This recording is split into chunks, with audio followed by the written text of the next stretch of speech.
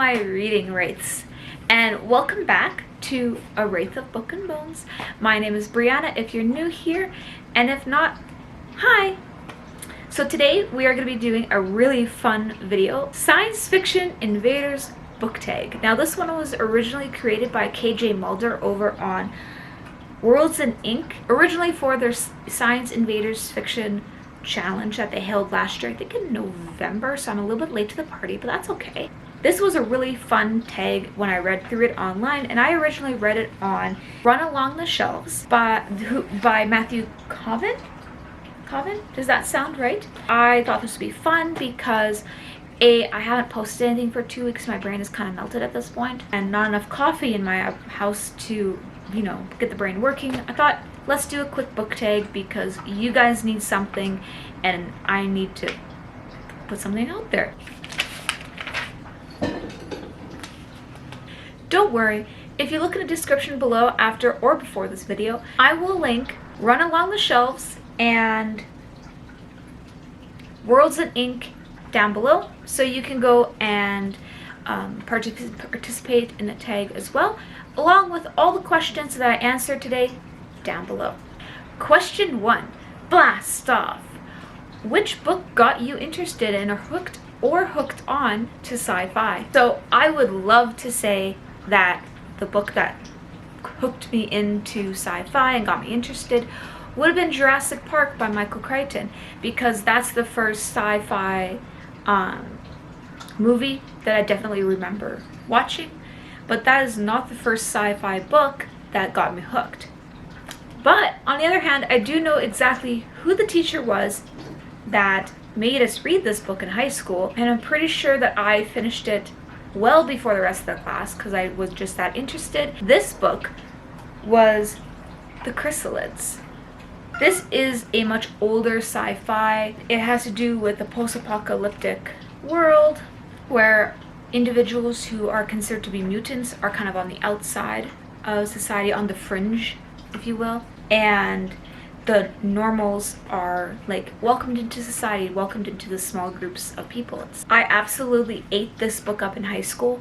I have a very distinct memory of having 2 bookmarks essentially in the book, where one of them was the paragraph that I needed to read out loud to class and to follow along, and the other one was actually where I was, and it was like a good chunk ahead of where we were reading in class. And I think that was probably one of my favorite books that I read that year. And just for the record, I am absolutely not sorry I read ahead. Question 2, engage systems. What type of science fiction do you enjoy the most? Are there any specific tropes or subgenres that make something a must-read? For me, this would definitely be anything to do with dinosaurs, you know, a la Jurassic Park kind of thing. I also really like alternative history and portals, a la Kaiju Preservation Society, John Scalzi. Beyond dinosaurs and portals and alternative history, steampunk would probably be up there. I really enjoy steampunk and cyberpunk. Diesel punk too. I have yet to find a good diesel punk series, but steampunk is definitely something I like. I think that's about it. I don't know, I think I'm really picky with my sci-fi, although I do like, you know, being stranded somewhere a la The Martian by Andy Weir. Question 3, prime your weapon systems. What are your favorite science fiction book series? Okay, so for me this was a hard one because I'm not a huge book series girly. I like my standalones and I like the world that encompasses, like, you know, one book. But I do have a couple young adult and adult series that I found that I do actually really enjoy, and they encompass a lot of what I like in my sci-fi. Time Riders by Alex Scarrow. So this entire series focuses on a group of young adults who are plucked from their existence wherever it is. Doesn't matter if it's future or past or present. If they are about to die in some horrific tragedy, and they are not going to be written about in history books. There's not going to be any record of them anywhere.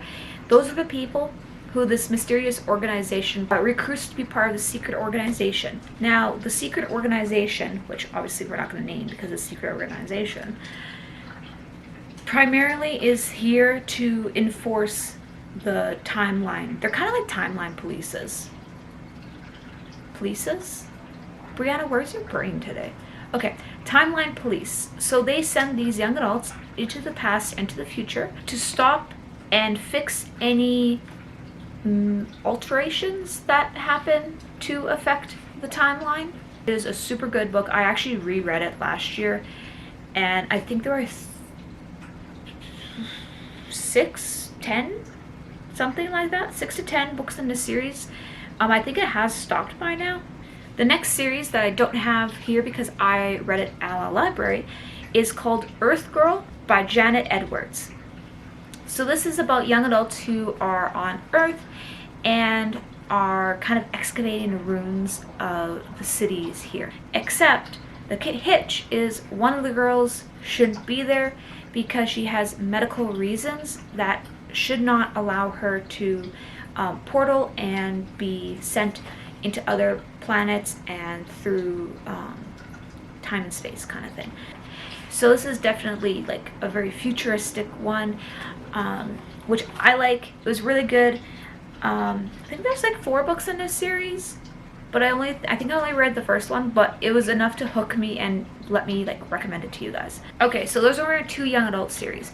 The next one I want to talk to you about is my actually 3 adult series. So the first one is the Murderbot Diaries by Martha Wells, and this features a really cranky android who just wants to watch the entertainment channel in their downloaded programs and leave the humans the F alone, but no, they're contracted to protect the humans, and they're cranky about it. And it's absolutely a fantastic series. The just cranky grumpiness of the android Murderbot. So yeah, definitely recommend this series. So the next series I'm gonna tag for this is Thunder series by James F. David. Now this one, nature and time decided to be fun to the humans and the dinosaurs and dissolve time boundaries between our prehistoric world and our current modern world. And a la Shazam, we have dinosaurs invading into a human world, or vice versa, where the humans are transported back to dinosaur time. It is super fun. It's just one of those ones that catches you, and like the whole series is like you bounce between these 2 timelines and stuff, and really enjoyed it. So I love it, especially since dinosaurs. And of course, speaking of which, Jurassic Park by Michael Crichton is going to be on my list because that is like one of my definitely favorite sci-fi series. I just love the concept of dinosaurs and humans in the same kind of existence and plane, and yeah, so of course I'm going to recommend my Jurassic Park. What are you, crazy? Of course I am. Question 4. Disengage the safeties. What would you like to see more of in the genre? Dinosaurs and kaiju, hello. But in all honesty, I would like to see more space paleontologists and space archaeologists. Give me monsters. Yeah, but like, I don't need the horror. I just need the monsters. I just probably haven't found my type of specific books for that yet. Question 5. Weapons free. What is your favorite adaptation of a science fiction work? Okay, seriously, hands down, Jurassic Park, the original Jurassic Park. Because, hello, I don't know, is Gattaca an original, an adaptation of a book? I feel like it might be. Why do I feel like it is? Okay, if it is, editing Brianna will obviously write something here or like black screen it and then the answer. But yeah, I really hope Gattaca is a one, because that was a really good space movie, sci-fi. Definitely for adults though, if memory serves me correct.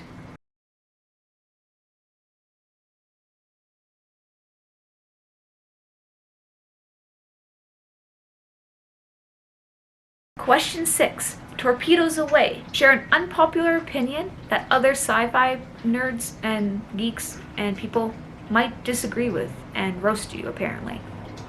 Judge you for, according to the actual question. Zombies? Zombies that, like, kind of appear out of nowhere with no, like, bioterrorism or viral infection or, you know, out of nowhere? I don't know. I just don't. I find zombies just a weird thing in sci-fi. We're not talking zombies like our what in Resident Evil or in Feed by Myra Grant, because Feed was definitely a viral kind of response. But just straight zombies, I don't get it. I'm not a fan, but that's okay. Question 7. Victory! What's the one science fiction book you will always recommend people? Oh, and why? Did you really need to ask? Obviously, Kaiju Preservation Society by John Scalzi, Jurassic Park by Michael Crichton, and one book that I have just recently kind of read, and also another series that I really enjoy, is Welcome to Night Vale. That's it. Yeah, that's it. That's it. Those are my sci-fi books that I recommend. Yeah, I had fun with this tag, even though I don't quite know how to end this particular video off. Okay, and there you go. Those are the 7 questions in the Space Invaders book tag. I hope you had fun. I did, until I got to the last question, because I just obviously did not know how to handle closing off of it. But yeah, so let me know in the comments down below what your answers to these 7 questions are. I'll have the 7 questions in the pinned comment at the bottom, so you can just copy and paste them into a new comment and answer away. These don't have to be elaborate, guys. These are like the ones that came to the top of my head, although my book series I did have to actually kind of look into some of my history of what I've read, because that's not, like I said, it's not something, I don't really read series. I just kind of usually read standalones. But yeah, so I hope you have a wonderful day, night, or wherever and whenever you are watching this, and I'll see you on the next page. Bye!